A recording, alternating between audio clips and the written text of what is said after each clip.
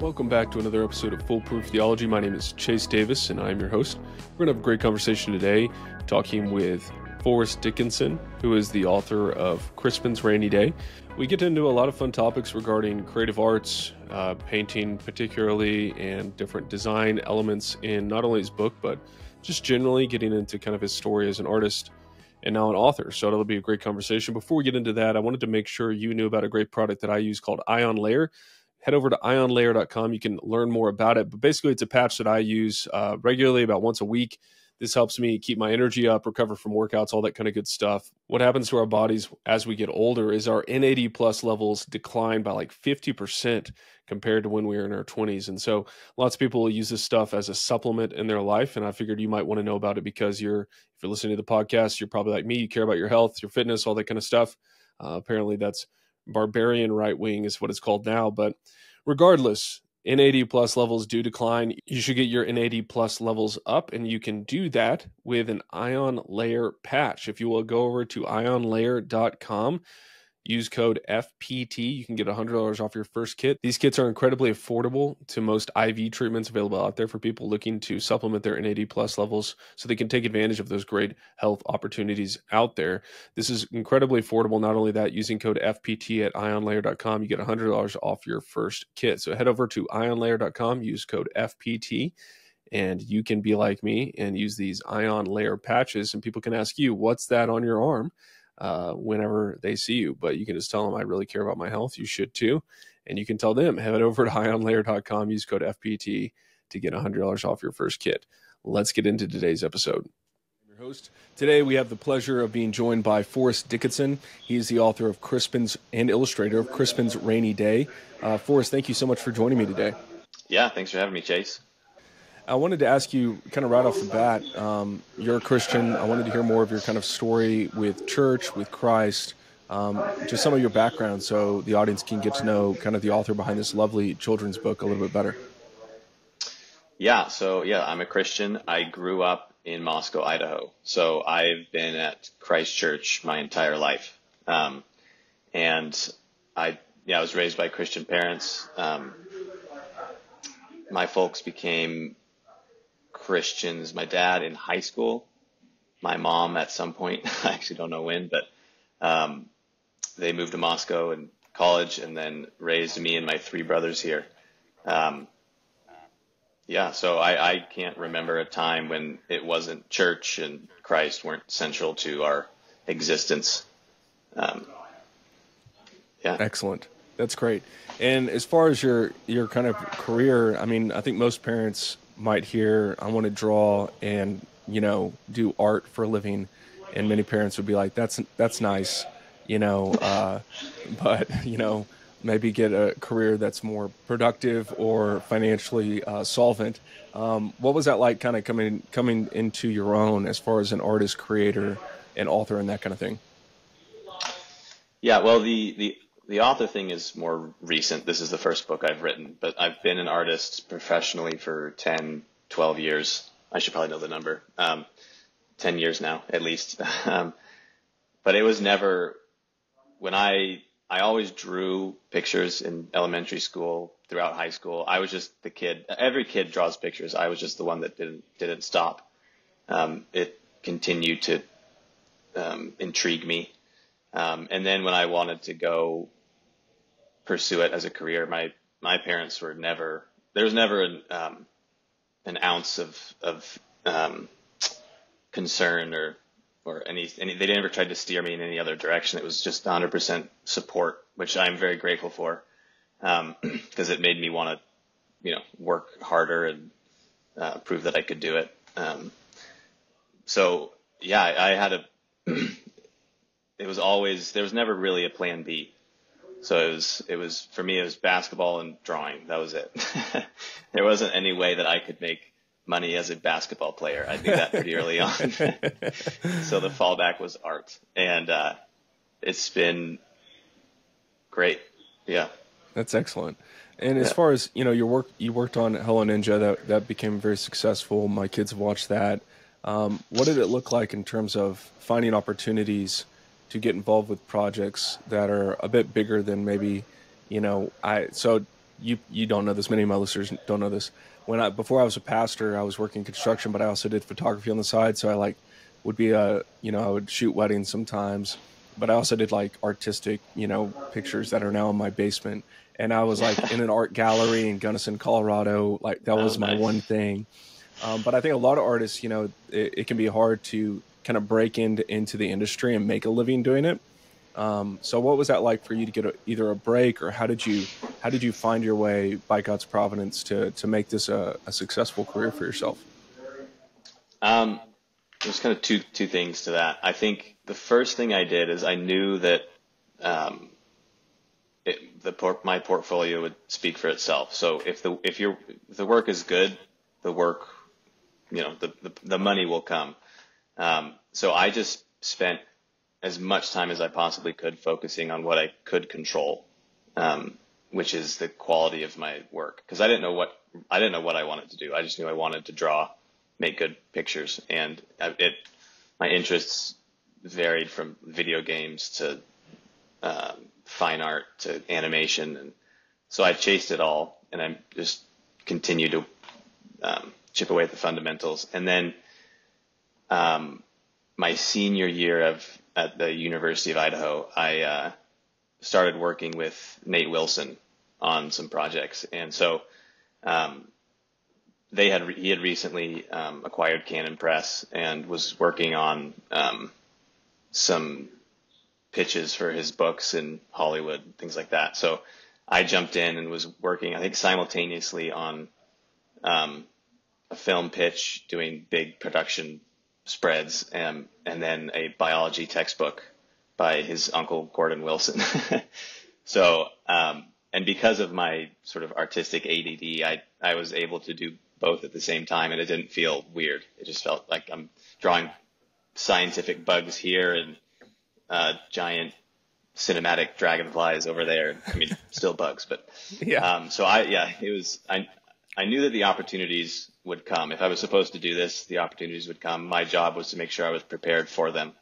And the opportunities, because of the town that I grew up in, there were already people who were thinking along the same lines, who had kind of pushed the ball pretty far in that direction. So I could just step in behind the guys at Canon Press and just start to contribute pretty early on.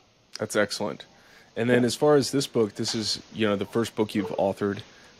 You obviously did all the pictures and art for the book. What inspired you to write this book?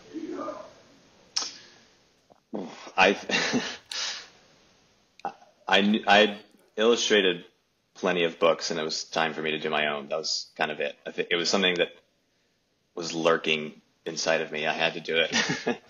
And then the guys at Canon Press gave me the opportunity, so I jumped at it, and here we are.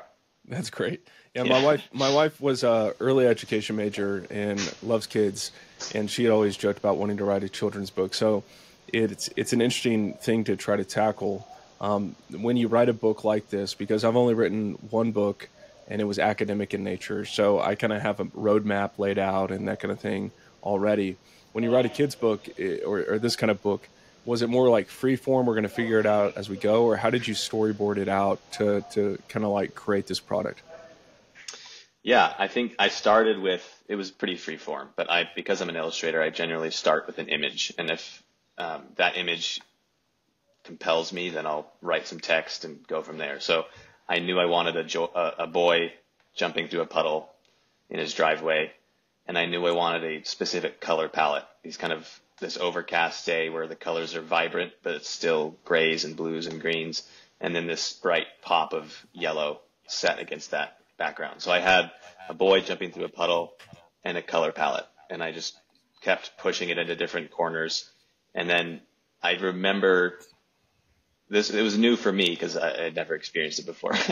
The moment when I decided that he was going to have his own crew of pirate frogs in this puddle world, I had this like shot of adrenaline that was, I don't think I'll ever forget that moment. I don't, and whether it works or not, we'll see, but I think kids are enjoying it so far. But it was the muse really hit there, and that interested me. It made me laugh. There was a ton of possibilities for fun drawings. And then I just chased that. So That's great.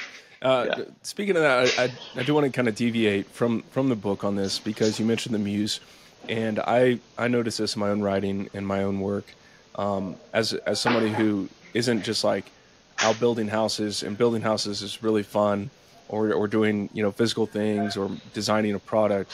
It can be hard as someone who's a creator to really work hard. And I don't remember who said it, but like I can't remember if it's the book is behind me, otherwise I would get it. But it's like when you're an author, when you're a creator like that, it's more about the grind than it is waiting for inspiration to hit. How have you experienced that in your own life? Like how have you kind of like worked at your craft and honed your craft rather than just kind of waiting around in a coffee shop for an idea to strike you all of a sudden and then you go? Like what is that like for you? Yeah, that's it's like that. It's I mean the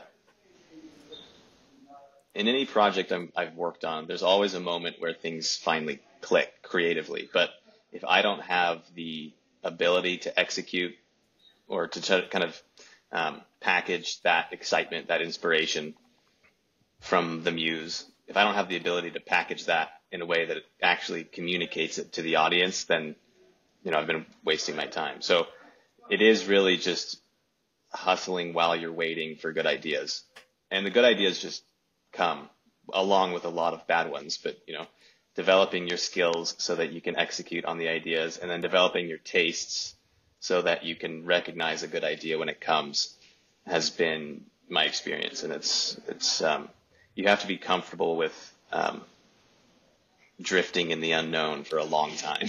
Yeah, right. and learn to love the uncertainty, because everything I've ever worked on, whether it's a painting, book, whatever, there's always the blank canvas and the questioning your whole purpose in life. I know, yeah. And it happens every time. I think every time I start something new, I think I can avoid it this time, but it's just not. It's part of the process. So yeah, embracing that ability to drift in the unknown is essential.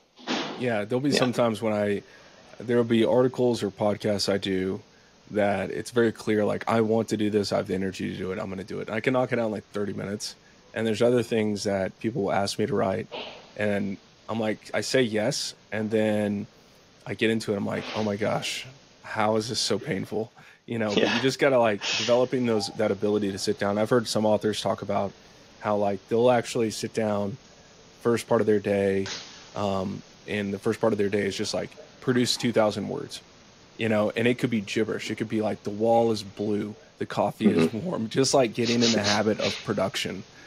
Because I think for a lot of people like me, I gravitate more towards like waiting for inspiration to hit. What either inspires me or angers me or anything like that. But that sounds like similar to what you've experienced as well. Is that true?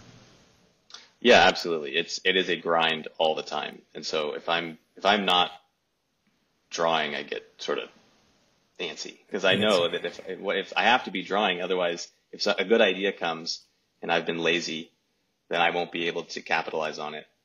And that idea will drift on, and I think will land on some other artists who will then take it and run with it in their own way.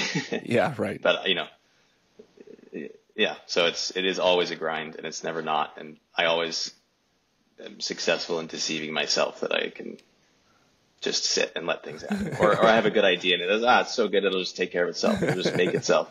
And that's not it at all. Oh, it's not. That's funny. Yeah. Well, you mentioned people that, developing your own kind of like preferences for art and what kind of art you enjoy. What were some inspirations that maybe people, artists, things that have inspired you to kind of cultivate your own palette in terms of what you want to create?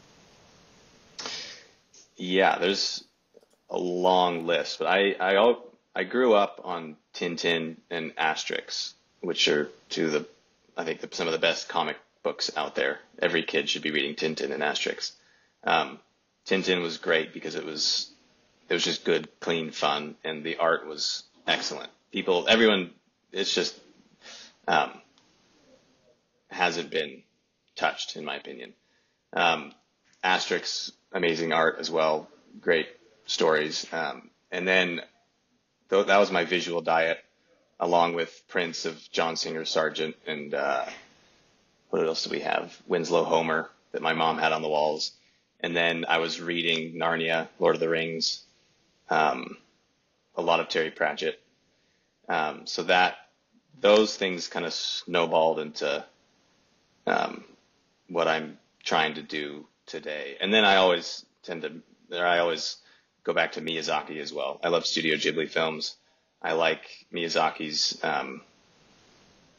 honest pagan take on the world. He's a great observer of humanity and not an ideologue like many people would like to believe he is. And his work has always been a deep well for my own inspiration. That's great. Yeah. When it comes to beauty, I think beauty is one of the more unappreciated aspects of Christian discipleship and formation today. And as a pastor, I can get into a lot of different areas with this in terms of how we dress, to what kind of music we listen to art itself. Why do you think it's important for Christian artists particularly to be excellent at their craft and make a beautiful, whether it's a children's book or a painting? Why do you think beauty is so crucial to Christian discipleship? Yeah, that's a big question. We Christians love to talk about truth, goodness, and beauty. I think that we've been hardest hit as a culture in all those areas, but beauty is a huge one. You can't walk down a main street in America, or you could go to any city in America, and the buildings are ugly, built for robots. There's nothing human about them. And so we have been frogs boiling in ugliness for a long time. And I think that, if it's not excellent, it's not Christian. So it needs to be something that inspires humans to become more like the human who is Christ. So if it's true, if it's good, if it's beautiful, it resonates with humanity, capital H humanity. If it's ugly, then it's not going to make you a better person. It's not going to feed your soul, inspire you to be a better husband, father, brother, whatever it is. So I think beauty is the thing that you can't really pin it down, but it's essential for our souls to not become anemic and shrill and brittle. Yeah, beauty definitely strengthens us, and I think many people are attracted to any thought, oftentimes by the beauty even prior to the thought. It's not always the case. We're rational creatures as well, but I think beauty should, point us heavenward. And unfortunately, like you said, we live in a very inhuman world many times with the way things are designed. One of those designs that I see pop up all the time is this, I don't know, I'm going to use a word, and I assume you're familiar with it, called Globo Homo as Yes. a art style. Do you know about this Yes. form of art? I hate Globo Homo. Okay. And it's everywhere. So tell the audience, what is Globo Homo and why do you hate it so much? Before we hear from Forrest on that topic, I wanted to make sure you know about Hillsdale College's free online classes. Time today is one of the most precious commodities. I've heard a lot of listeners who have asked my advice about how they can use their time wisely to improve their lives, learn more about history and the world around them. Well, Hillsdale College is here to help you. They are offering more than 40 free online courses. That's 40 free online courses about incredible subjects, everything from the U.S. Constitution to American citizenship, C.S. Lewis, the Roman Empire, all these kind of things. And so you can head over to Hillsdale and learn about things like I like to learn about the rise and fall of the Roman Empire. This is a 12-lecture course, and students can take the course at their own pace, and you can learn about how they came to power, different characteristics, its decline, all the kind of stuff that you want to learn about. It's already on your mind if you're a guy. It's self-paced, so you can start whenever, wherever you want. Head over to hillsdale.edu/proof. That's hillsdale.edu/proof to enroll so that they can know that I sent you over there. There's no cost. It's easy to get started. hillsdale.edu/proof to register. I mean, I will say the name is amazing. The name is exactly what it sounds like. It's Globo Homo is just the art style that every corporate company on planet Earth is using right now for their little sort of millennial like puppets that are their clients or customers or whatever. So like the Facebook art is globo homo.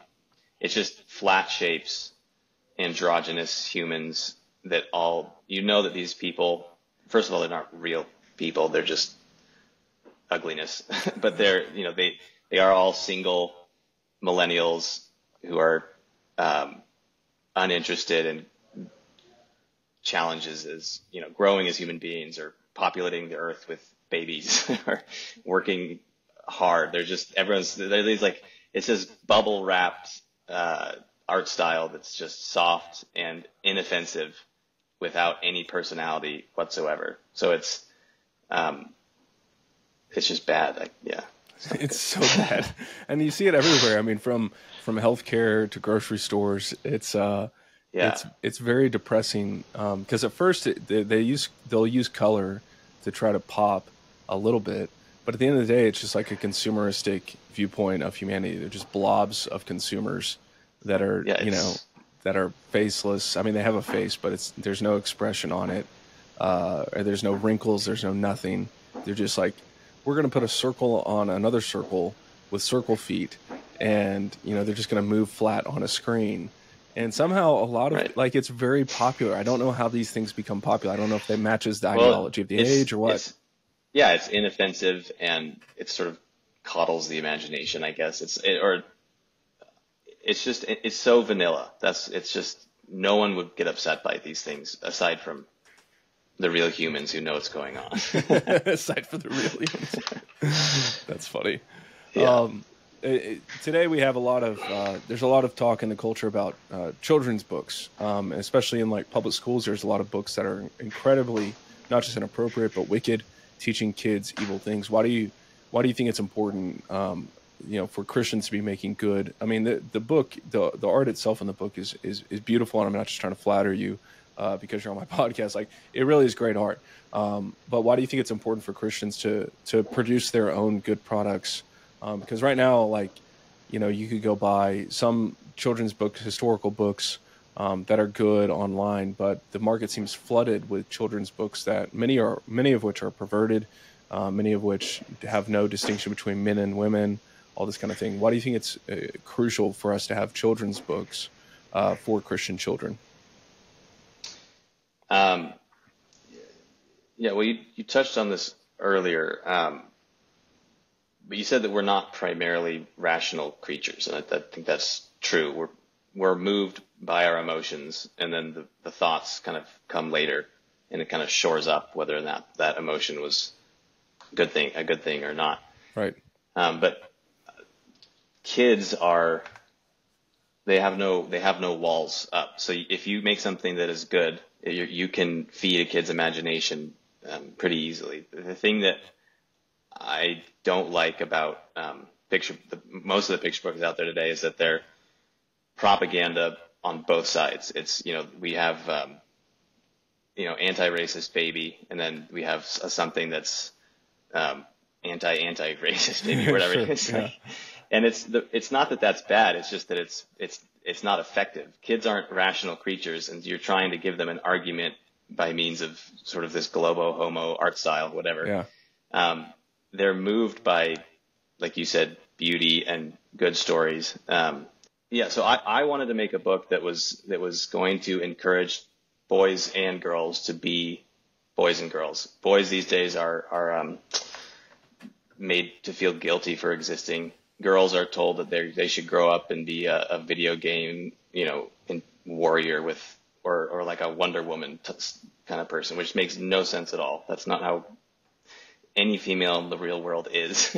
So my goal was to make a book that would inspire boys to be boys and girls to be girls, and to show masculine strength and feminine strength side by side, working in harmony, and not, which is that encourages both, doesn't put down the other sex just because it's, there's this competition, and most picture books today, or most stories today, tell girls that in order to be strong, you have to be a boy. And then when it comes to the boys, in order to be strong, you have to be a girl and let the girls do what they want. Yeah, right. And it's like, that's not good. So, yeah, and I've heard some really great feedback from parents who say that my daughter the other day was spending all day killing dragons and baking cake. And I was like, those are the two of the highest callings you could have, like, killing the dragon and then making the best cake you possibly can to feed your people, because, that's what it's all about. So, does that kind of answer the question? Yeah, for sure. Yeah. As far as the actual creation of the book, I've seen some video of how you actually produced it. I've heard rumors of something called a pop-a-shot. I don't know what this is. And so I'd love for you to explain more of the creative process, maybe what a pop-a-shot is, and what it looked like for you to actually create this, whether it was watercolor or how did you get the product to come out? Yeah. So the pop-a-shot, we have, it's one of those arcade style basketball hoops. There's 2 hoops, 4 balls, and you try to make as many baskets as you can before the time runs out.